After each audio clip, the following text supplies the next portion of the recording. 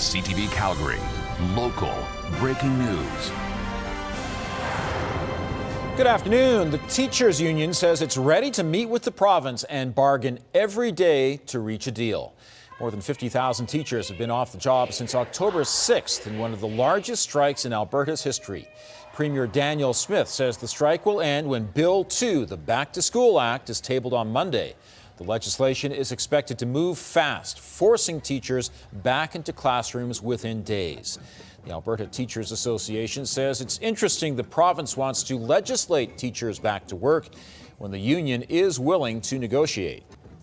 But everybody in Alberta is talking about public education, and they're not backing down in terms of what they want to see from government. They can't just simply legislate a bill and think that the crisis in education is going to be over. And so this is a conversation that needs to happen now, but also the fixes we need to see in schools are a little bit more long-term, and we have to keep working towards that goal. Meantime, Alberta's chief electoral officer has approved a recall petition for the province's education minister. Dimitrios Nikolaidis is the MLA for Calgary-Bow. The applicant now has until January 21st to collect just over 16,000 signatures from people in his riding.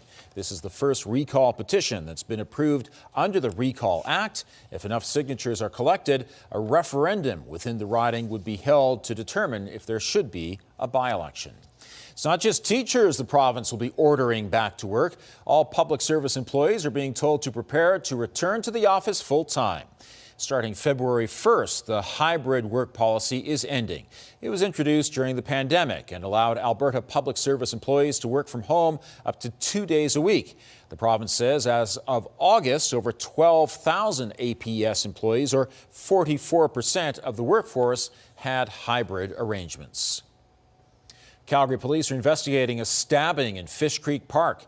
Police say a man arrived at the South Health campus just before 7 last night. He told staff he'd been stabbed by an unknown man while walking in the park. The victim was taken to another hospital for surgery, where he remains in stable condition. Police continue to investigate. A 79-year-old man has been charged with aggravated assault. It follows a fight between two men in the parking lot of a Northwest McDonald's on Tuesday afternoon. The injured man, also in his 70s, initially declined medical attention. A few hours later, an ambulance was called to the scene and took him to hospital, where he died. Police believe the two men knew each other. An autopsy is scheduled for today. Police say charges may be upgraded. Donald Trump says trade talks with Canada are suspended, all because of this ad by the Ontario government. High tariffs inevitably lead to retaliation by foreign countries and the triggering of fierce trade wars. This commercial has been running on American television. It features a real radio address from Ronald Reagan in the 1980s arguing against tariffs. Trump accuses Canada of trying to interfere with the pending U.S. Supreme Court decision on tariffs. Prime Minister Mark Carney was asked for his reaction just before he boarded a plane for a trade mission to Asia.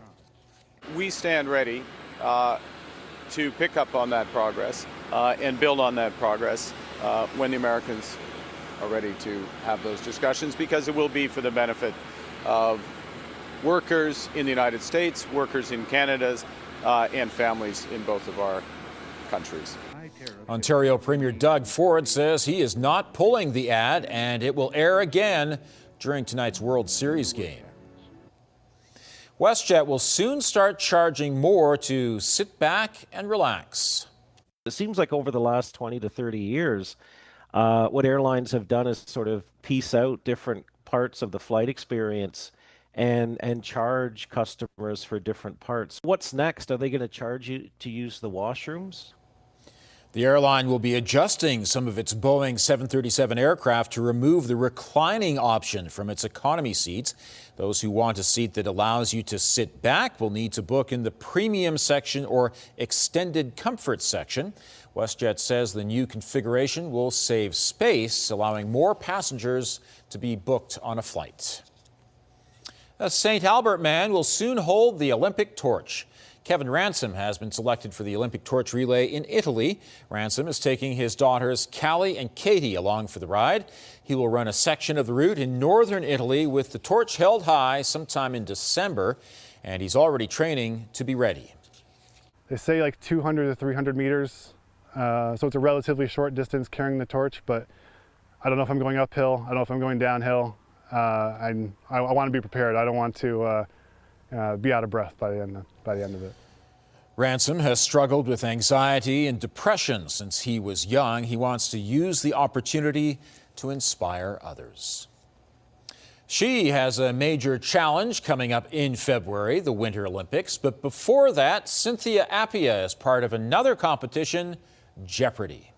I'm used to being in front of the camera with my sport, and I think of some of the competitors that I was with on the show kind of alluded to that, as well as maybe being a little bit of a safety net, that I didn't have to worry about the lights and the cameras being in my eyes. I could just focus on the task at hand. The Calgary bobsleigh athlete is a lifelong fan of the TV quiz show and finally got the chance to compete. Appia has already taped her appearance on the show and can't say how it turned out. It airs next Tuesday. She's in training on the bobsleigh track for the Milan Cortina Olympics, which begin February 6th. Thanks for joining us. We'll have more on the top stories coming up on CTV News at 5 and 6 or anytime online at ctvnews.ca/Calgary.